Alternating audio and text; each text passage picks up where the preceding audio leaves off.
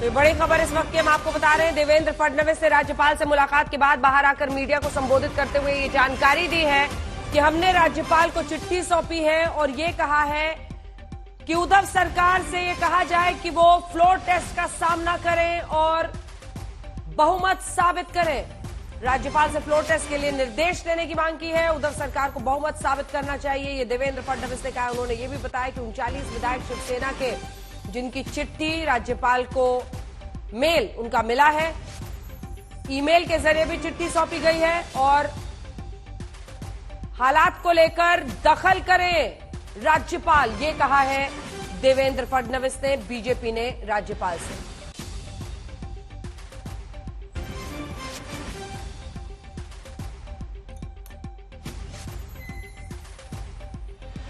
साहिल जोशी हमारे सहयोगी हमारे साथ जुड़ रहे हैं और हमारे सहयोगी मुनीश पांडे इस वक्त हमारे साथ जुड़ रहे हैं। जल्दी से साहिल एक रिएक्शन आपसे, फिर मुनीश आपके पास आ रही हूं।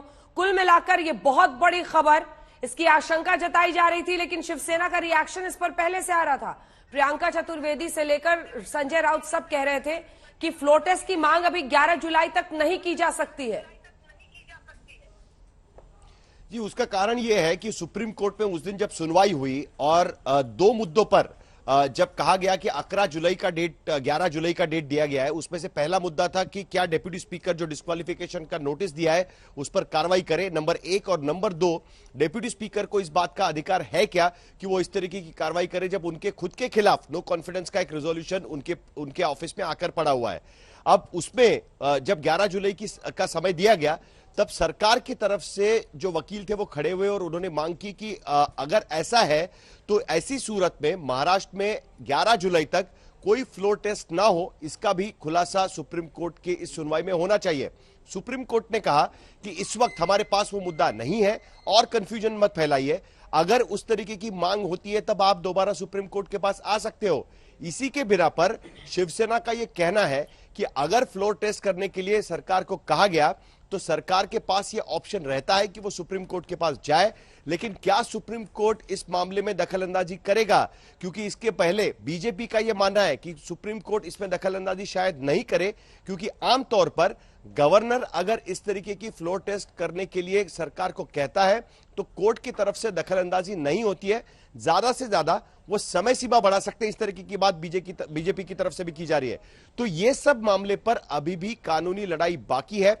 शिवसेना जिस वक्त राज्यपाल उद्धव ठाकरे को कहेंगे कि आप फ्लोर टेस्ट करिए, उनको डेट दिया जाएगा।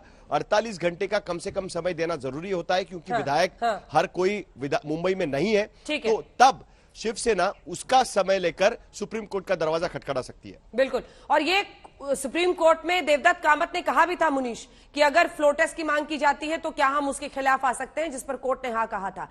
लेकिन ये बड़ा दांव अब खेला गया है। जो बीजेपी अब तक अपने आप को दूर रख रही थी वो अब सीधा सामने आई है। ये कहा भी गया था संजय राउत की तरफ से कि फडणवीस अपने आप को इससे दूर रखें, लेकिन सवाल यह है कि 16 विधायकों के समर्थन के साथ अब शिवसेना बची है, अल्पमत की यह सरकार है, यह देवेंद्र फडणवीस ने कहा है। जी बिल्कुल अंजना, आज पूरे दिन के घटनाक्रम के बाद में रणनीति अचानक से बदल गई बीजेपी की, और हमने देखा भी कल, देखिए बीजेपी सूत्रों से ही खबर आई हुई थी कि वो खुद गवर्नर के पास नहीं जाएंगे, कोई छोटी पार्टी है वो फ्लोर टेस्ट की डिमांड करेगी। लेकिन आज सुबह देवेंद्र फडणवीस यहां से जाते हैं, गृह मंत्री और बीजेपी के प्रेसिडेंट जेपी नड्डा से मिलते हैं और मुलाकात करने के बाद लगभग 8:30 बजे वो अपने निवास पर पहुंचते हैं। मैं खुद उनके घर के बाहर मौजूद था और उसके 1 घंटे के अंदर वो राजभवन आते हैं, गवर्नर से मुलाकात करते हैं और फ्लोर टेस्ट की डिमांड करते हैं। कहीं ना कहीं इस रणनीति का अगर फिलहाल में अगर फ्लोर टेस्ट होता है तो इसका सीधा फायदा बीजेपी को है, क्योंकि अगर जो 39 से ज्यादा एमएलएज एकनाथ शिंदे के साथ गुवाहाटी में रह जाते हैं, अगर वो वोट डालने के लिए असेंबली में नहीं पहुंचते हैं तो सीधे सीधे बीजेपी का फायदा है। बीजेपी का कहना है कि तब हमारे पास में पूरे नंबर हैं। शिवसेना जो है उनकी ये रणनीति थी कि जब ये एमएलएज मुंबई में वापस आएंगे तो 10, 12, 14 एमएलए जो है उनके पास में अगर वापस आ जाते करते हैं तो उसके बाद में उनकी सरकार बच जाएगी। और इसी रणनीति का फायदा उठाते हुए बीजेपी ने पहल कर दी है, फ्लोर टेस्ट की मांग की है, लेकिन जैसा साहिल कह रहे थे कि इतना आसान होने वाला है नहीं। कोर्ट के सामने ये मामला चल रहा है। हो सकता है कि जब ये सेक्रेटरी को यानी कि उद्धव ठाकरे को आधिकारिक तौर पर ये लेटर मिले और उसके बाद असेंबली में आधिकारिक तौर पर इस लेटर को गवर्नर के द्वारा पहुंचाया जाए, उसके बाद जो उद्धव ठाकरे के वकील हैं वो सुप्रीम कोर्ट में अप्रोच कर सकते हैं कि कुछ मामले अभी 11 जुलाई तक लंबित हैं, इसके लिए फिलहाल के लिए फ्लोर टेस्ट नहीं कराना चाहिए। तो कुल मिलाकर कानूनी लड़ाई चलती रहेगी। राजनीतिक गर्मी जो है वो बेहद ज्यादा हो चुकी है अंजना यहाँ पर, क्योंकि एक के बाद हमने देखा कि बीजेपी चाहे शिवसेना का उद्धव ठाकरे कैंप हो या एकनाथ शिंदे कैंप हो, पिछले कुछ दिनों से सब लोग या तो अपनी सरकार बचाने या तो सरकार बनाने की कवायद में लगे थे और इस वक्त रेस में उद्धव ठाकरे पीछे और देवेंद्र फडणवीस आगे नजर आ रहे हैं। बिल्कुल, ये बात तो तय है कि 16 विधायकों के अयोग्य घोषित करने वाले मामले पर सुप्रीम कोर्ट में सुनवाई चल रही है, लेकिन कुछ सोच समझकर ही दाव इस वक्त देवेंद्र फडणवीस खेल रहे हैं साहिल जोशी, और अपर हैंड तो है ही क्योंकि एकनाथ शिंदे बैठे हुए हैं वहां पर 39 विधायकों के साथ। देखिए, बीजेपी के पास 3 रास्ते थे। बीजेपी ने सबसे पहले इस बात का अधिकृत तौर पर संज्ञान तब लिया जब कल बीजेपी की कोर कमेटी की बैठक हुई देवेंद्र फडणवीस के घर पे। उस बैठक के बाद देवेंद्र फडणवीस दिल्ली के लिए रवाना हो गए। अब देखिए, जो कोर कमेटी की बैठक हुई उसके बाद बीजेपी का जो ब्रीफिंग था उसमें उन्होंने सिर्फ इतना कहा कि एकनाथ शिंदे का ग्रुप ये अधिकृत तौर पर वो मानते हैं कि वो शिवसेना का लेजिस्लेटिव पार्टी का ग्रुप है और उनसे कोई प्रस्ताव आएगा तो उस पर बात करने के लिए बीजेपी तैयार है। ये उनका ऑफिशियल स्टैंड था। अब तक बीजेपी कह रही है कि हमारा उसमें कोई हाथ नहीं है। ये बात और है कि बीजेपी के कई नेता रिबेल कैंप के साथ देखे गए थे, लेकिन आमतौर पर बीजेपी ने इस पूरे मामले पर अब तक कोई भी टिप्पणी नहीं की थी। उसके बाद जब आज एकनाथ शिंदे वहां पर होटल के बाहर आते हैं और कहते हैं कि जल्द ही हम मुंबई आएंगे, उससे पहले देवेंद्र फडणवीस, जैसे मुनीश जिसका जिक्र कर रहे थे कि जेपी नड्डा और उसके बाद अमित शाह से मिले। बीजेपी के पास 3 ऑप्शन थे। एक ऑप्शन शिंदे गुट आगे आके कहेगा कि हमने सरकार से समर्थन वापस लिया है। दूसरा ऑप्शन सिर्फ इंडिपेंडेंट विधायक जाकर कहेंगे कि हमने सरकार से समर्थन वापस लिया है, जो वो करने के लिए तैयार है।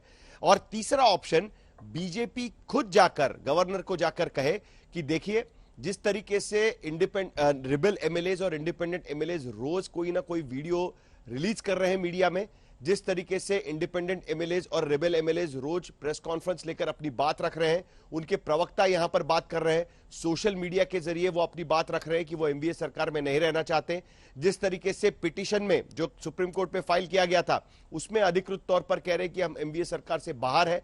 ऐसी सूरत में उन्हें लगता है कि सरकार के पास बहुमत नहीं है और ये आखिरी दांव उन्होंने करने की कोशिश की। 3 ऑप्शन थे।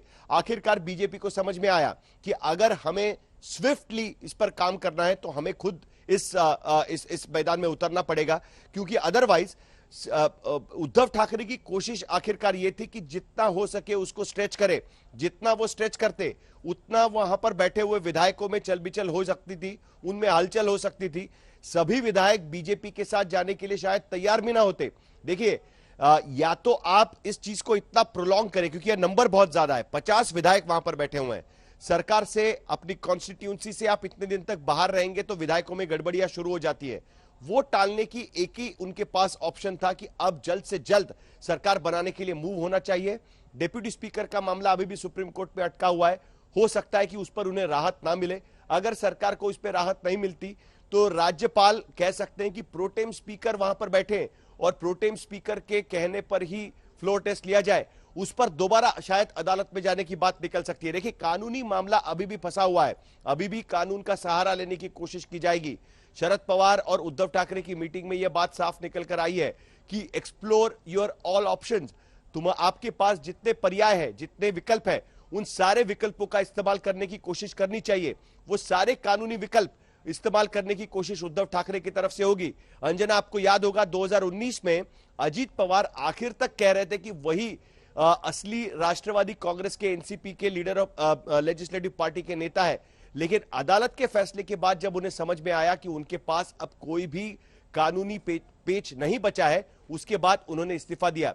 उद्धव ठाकरे अपने सारे ऑप्शंस एक्सप्लोर करने की पूरी कोशिश करेंगे, जो लीगल ऑप्शंस उनके पास है।